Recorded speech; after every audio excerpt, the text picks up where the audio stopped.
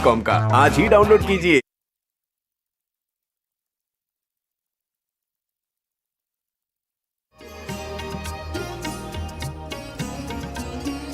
जज्बात में गहराई है, अल्फाज में दम है, शायर का असासा तो महज जोर कलम है, जीने का हुनर सबका जुदा है तो बयां भी जितना भी सुनो देखो पढ़ो उतना ही कम है, उतना ही कम है। अकबराबाद या आगरा हिंदुस्तान का कदीम शहर है। शाहजहां और मुमताज़ महल की मोहब्बत का लाजवाल शाहकार ताजमहल भी इसी शहर में है। उर्दू के दो अजीम शायर मीर तक़ी मीर और मिर्ज़ा गालिब इसी शहर में पैदा हुए, लेकिन देहलवी कहलाए। एक ऐसा शायर भी है जो पैदा तो दिल्ली में हुआ लेकिन अकबराबादी कहलाया।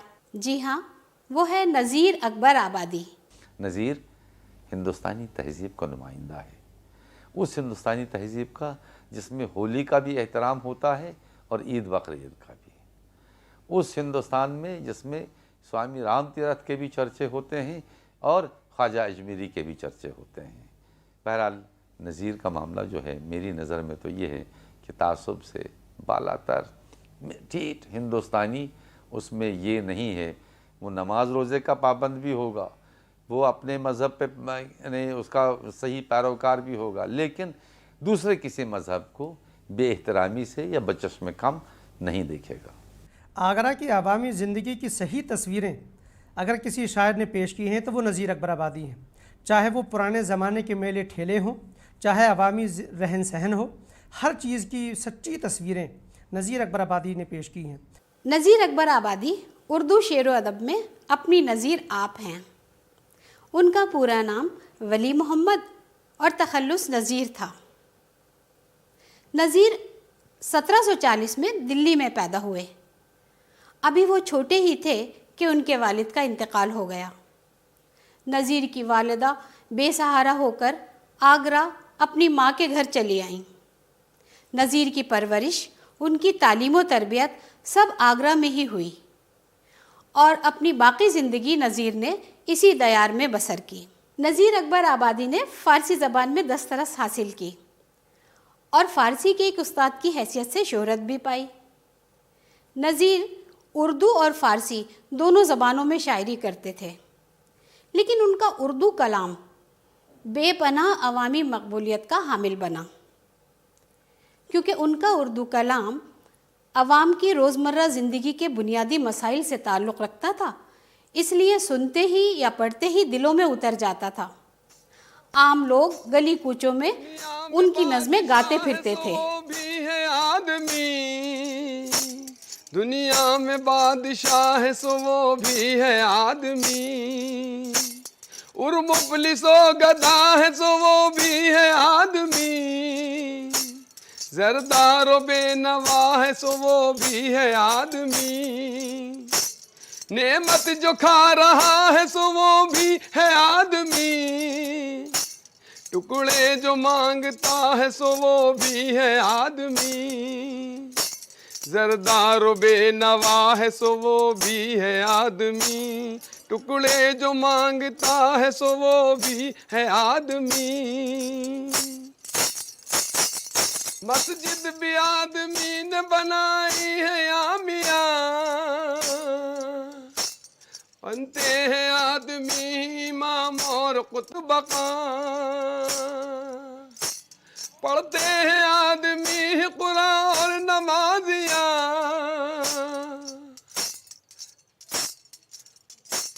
और आदमी ही उनकी चुराते हैं जूतियाँ, और आदमी ही उनकी चुराते हैं जूतियाँ, और उनको ताड़ता है सो वो भी है आदमी, दुनिया में बादशाह है सो वो भी है आदमी, नज़ीर ही वो शायर है जिसको हम अवाम का शायर कह सकते हैं और जिनकी शायरी हमको अवाम के नज़दीक ले जाती है और क्लासिकियत से उसको मुख्तलिफ करार देती है।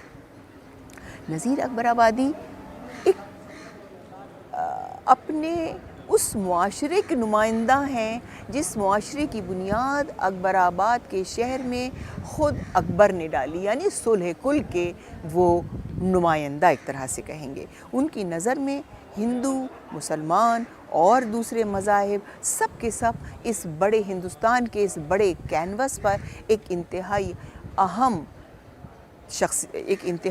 हैसियत रखते हैं। चुनाचे उनकी नज़र इन तमाम लोगों के ऊपर है, उनकी तमाम रस्म व रवाज के ऊपर है, उनके तमाम त्योहारों के ऊपर है। नज़ीर अकबराबादी ने अपनी शायरी में हिंदुस्तानी अवामी ज़िंदगी के हर रंग को हकीकी तौर पर पेश किया है और यही उनकी कामयाबी है। मशहूर ड्रामा डायरेक्टर हबीब तनवीर ने नज़ीर अकबराबादी की नज़मों को बुनियाद बनाकर एक बहुत खूबसूरत ड्रामा आगरा बाज़ार लिखा था। इस ड्रामे में काम करने वाले एक अदाकार के तासुरात मुलाहिज़ा कीजिए। ग्रेजुएशन के दौरान जामिया मिल्लिया में मैं ड्रामा स्टेज कर रहा था, दरवाज़े खोल दो। उसके चीफ गेस्ट हबीब तनवीर साहब थे, एक अजीम फ़नकार। उन्होंने जब मुझे स्टेज पर देखा तो बाद में मुझे बुलाया और कहा कि क्या तुम आगरा बाज़ार में काम करोगे मेरे साथ। मेरे लिए इससे ज़्यादा इफ्तिखार की बाइस क्या हो सकता था कि मैंने उनसे फ़ौरन हाँ कर ली और उन्होंने मुझे आगरा बाज़ार में शामिल कर लिया। आगरा बाज़ार में शामिल होने के बाद जो नज़में उनकी मेरे सामने आईं, तब मुझे एहसास हुआ कि नज़ीर किस पाए के शायर हैं। भरतपुर के राजा साहब ने हमें आपके पास भेजा है। भरतपुर के राजा साहब ने? लेकिन मैं तो फकीर आदमी हूँ। भरतपुर के राजा से मेरा क्या ताल्लुक? हैरानी की कोई बात नहीं। आपकी शायरी की शोहरत राजा साहब तक पहुँच चुकी है, इसलिए राजा साहब ने हमें आपके पास भेजा है। भरतपुर के राजा साहब आपको अपने दरबार से वाबस्ता करना चाहते हैं। ये फरमान और ये नुकरई सिक्कों की थैली भी आपके लिए भेजी है, आपके खर्च के लिए। जी जी जी जी। अच्छा, अब हम चलते हैं, आप अपनी तैयारी कर लें। सुबह सवेरे आपको भरतपुर हमारे साथ चलना है। हम माई जी की सराय में ठहरे हुए हैं, हमारे साथ 3-4 सिपाही और भी हैं। आप कल अलग सुबह सफ़र के लिए तैयार रहें जी। मुँह अंधेरे हमें सफ़र पर निकलना होगा। जरूर।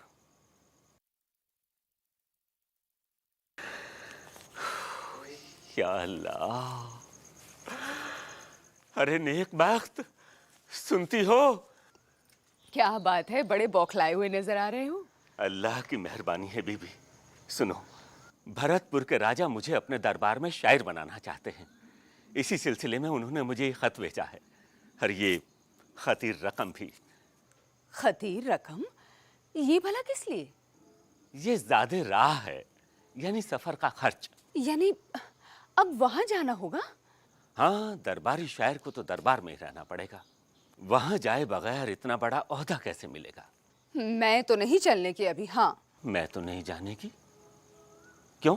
देखिए, पहले आप खुद जाकर सारे मामलात देख समझ लीजिए, मकान का बंदोबस्त कीजिए, उसके बाद जाकर बीवी बच्चों को बुलाने की बात कहिएगा। हाँ ठीक है, लेकिन मेरे जाने की तो तैयारी कर दो ना। वो मैं कर देती हूँ।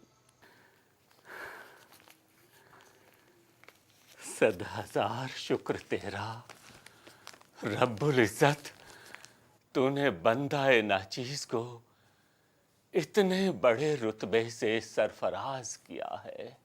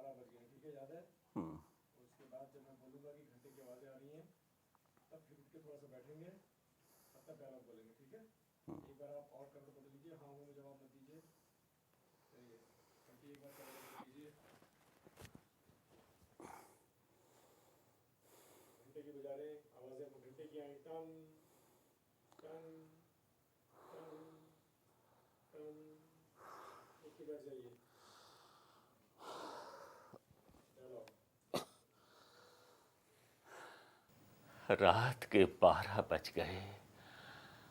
आज मुझे नींद क्यों नहीं आ रही? खुदावंद ताला तेरा लाख लाख शुक्र है, मुझे इतनी बड़ी खुशी पहले कभी नहीं मिली। भरतपुर के राजा का बुलावा आया है। वो मुझ फकीर को इतने बड़े मर्तबे पर फाइज करना चाहते हैं और ज़्यादा सफर के तौर पर यकमुश्त इतनी बड़ी रकम भिजवाई है। जिंदगी में पहली बार इतनी बड़ी रकम मिली है और इतनी बड़ी खुशी मिली है कि आंखों की नींद उड़ गई।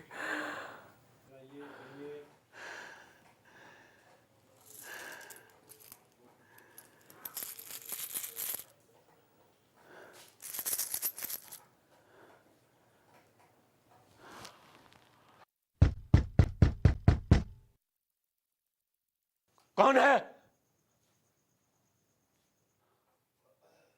इतनी बड़ी रकम मिली है मुझे। आगरा में चोर उचक्कों की कमी नहीं है। अगर किसी को भनक लग गई तो? अरे भाई, कौन है इतनी रात को?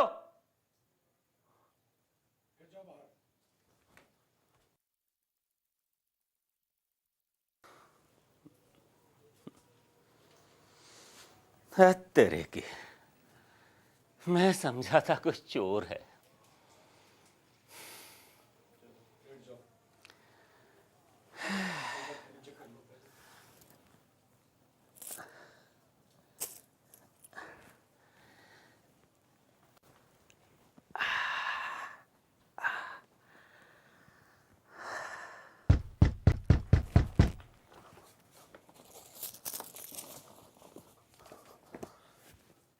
अरे भाई, कौन है?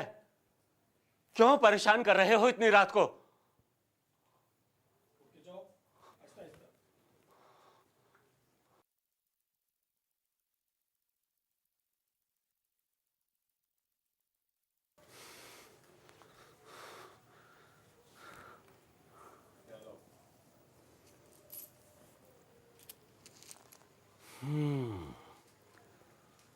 शायद किसी को पता चल गया है कि मुझे इतना बहुत सा रुपया मिला है और वो इसे चुराने के दर पे है।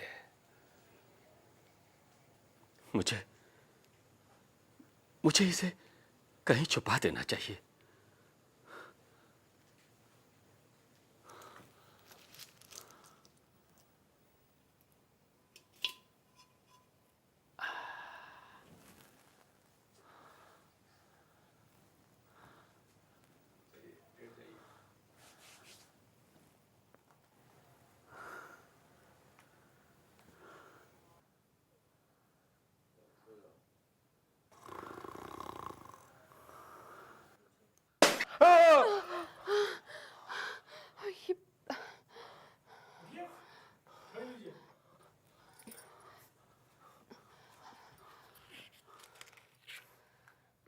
क्या हुआ?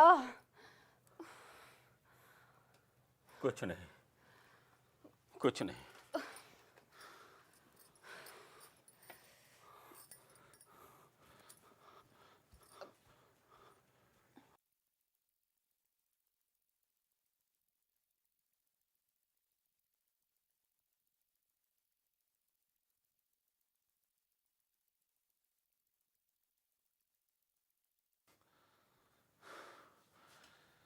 या खुदा, बाहर से तो कोई नहीं आया, फिर ये हांडी कैसे टूटी?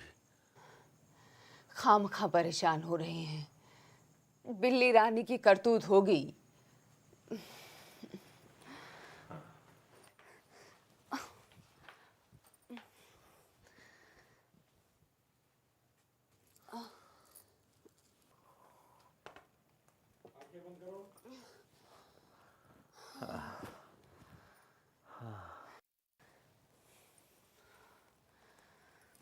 ये लीजिए।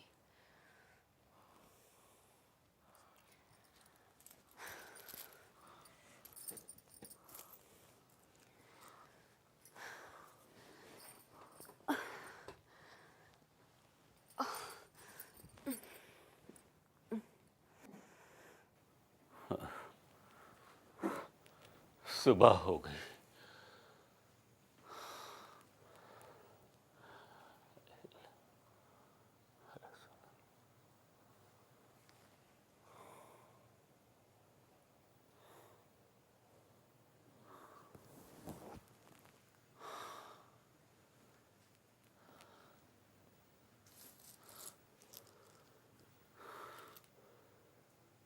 फजर की नमाज का वक्त हो रहा है। अगर मैं इसे मस्जिद में लेकर जाऊंगा तो सब देखेंगे, सबको मालूम हो जाएगा मेरे पास इतना बहुत सा रुपया है। चोर उचक्के मेरे पीछे पड़ जाएंगे। हो सकता है कोई जालिम इन रुपयों के लालच में मुझे जान से ही मार डाले। नहीं नहीं, मैं इस थैली को लेकर मस्जिद में नमाज पढ़ने नहीं जाऊंगा, नहीं जाऊंगा।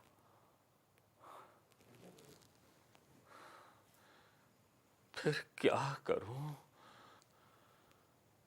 बेहतर है कि मैं इसे यहीं घर में छुपा कर रख जाऊं, मगर हो सकता है कि मैं मस्जिद में नमाज पढ़ने जाऊं और कोई चोर घर में आकर इसे चुरा कर ले गया तो? किससे बातें कर रहे हो? आजकल इतना जमाना खराब हो गया है कि मस्जिद से लोग जूतियां चुरा कर ले जाते हैं, और मेरे पास तो इतनी बड़ी रकम है। मस्जिद में लेकर जाऊं तो वहां भी खतरा है, यहां घर में रख के जाऊं तो यहां भी खतरा है। करूं तो क्या करूं?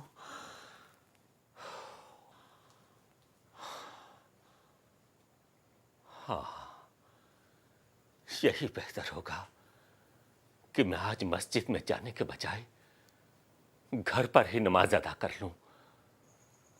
घर में अंदर से कुंडी लगी हुई है, इसलिए कोई नहीं आएगा।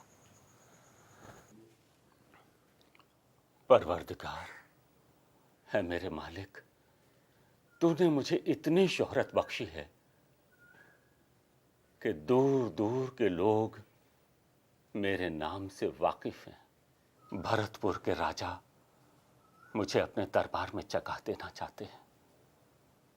परवरदिगार, मुझे मालो दौलत नहीं चाहिए, सिर्फ तेरी रजा चाहिए। दिल का सुकून चाहिए, सिर्फ दिल का सुकून। मुझे सुकून कल्ब अता कर, सुकून कल्ब अता कर, मुझे सुकून कल्ब अता कर। जनाब नज़ीर साहब। नज़ीर मियाँ, आप अभी तक तैयार नहीं हुए? अरे, आपकी आंखें तो सुर्ख नजर आ रही हैं।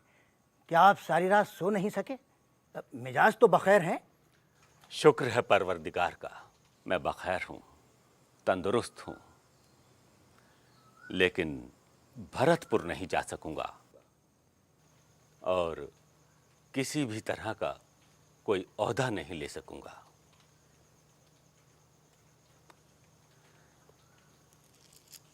ये रुपए राजा साहब को दे देना और उनसे कहना नज़ीर फ़कीर आदमी है, मस्त हाल है, आगरे की रोटी चटनी बोरिया और चटाई पर काने और खुश है। मैं यहीं आगरा में रहकर शेर व अदब की खिदमत करता रहा हूँ और करता रहूँगा। भरतपुर के महाराजा के लिए भी दुआएं करता रहूँगा। दरअसल मैं आगरे की ही खाक में रहना और यहीं की मिट्टी में दफन होना चाहता हूँ। अजय, ये क्या किया आपने? घर आई हुई दौलत को लौटा दिया, इतने बड़े रुतबे को ठुकरा दिया आपने। बौला गए थे क्या आप? कुछ तो सोचा समझा होता। मैंने सोच समझ कर ही ये फैसला लिया है और बिल्कुल सोच समझ कर लिया है। बीबी सुनो, कल रात में एक अजीब लेकिन जबरदस्त तजर्बे से गुजरा हूं। इस एक रात का तजर्बा इतना बड़ा तजर्बा है जो पूरी उम्र गुजार देने के बावजूद हर किसी को हासिल नहीं होता। आखिर ऐसा कौन सा तजुर्बा मिल गया रात भर में तुम्हें? ये तजर्बा हुआ है कि आदमी के पास उसकी जरूरत से ज्यादा पैसा आ जाता है तो उसका सुकून और चैन चला जाता है, और जब आदमी को पैसे से मोहब्बत हो जाती है तो उसकी रूह बेचैनी का शिकार हो जाती है। शायरी की तो तुम कदर करते नहीं हो, मगर इसमें जो तजर्बा और नुक्ता पेश किया है उसे समझने की कोशिश करो।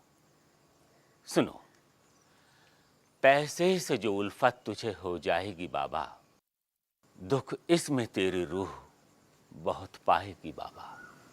नज़ीर अकबर आबादी श्री कृष्ण जी के बहुत बड़े मद्दाह थे। उन्होंने श्री कृष्ण पर बहुत सी नज़में लिखी हैं जो उनके कृष्ण प्रेम की मजहर हैं। इसी सिलसिले में उनकी एक नज़्म दसम कथा खासी अहमियत रखती है। हिंदुस्तान की तमाम ज़बानों में कृष्ण प्रेम की एक लंबी परंपरा चली आ रही है और यही परंपरा मुसलमान कवियों में भी रही है। रीति काव्य, भक्ति काव्य तक आकर वो परंपरा कहीं पल्लवित हुई जाकर आलिम, रहीम, रसखान, नज़ीर अकबराबादी भी उसी परंपरा के कवि रहे हैं और ये हम लोगों के लिए फ़ख्र की बात है।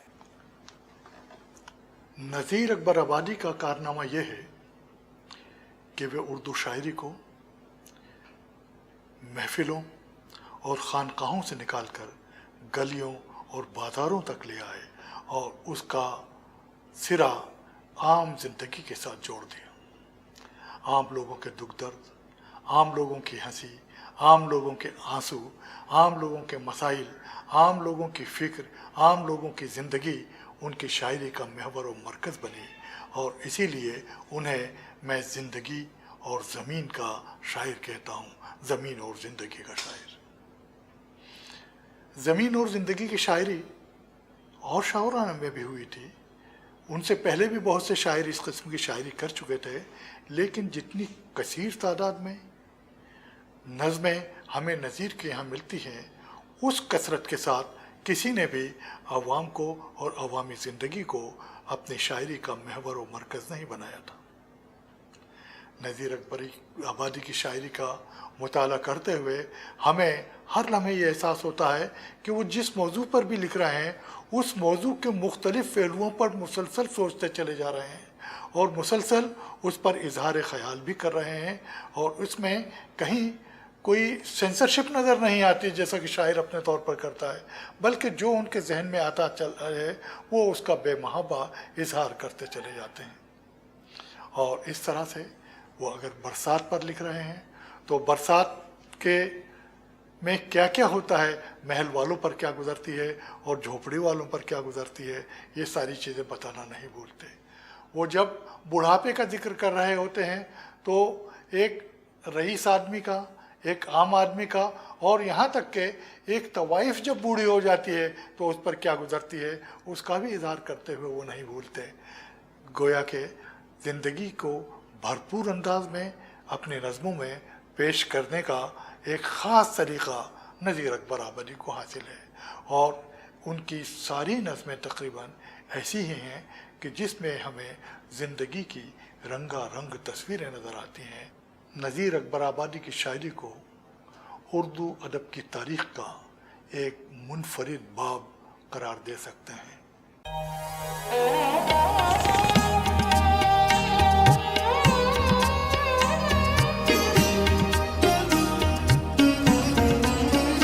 जज्बात में गहराई है, अल्फाज में दम है, अल्फाज में दम है, शायर का असासा तुम है, जोर कलम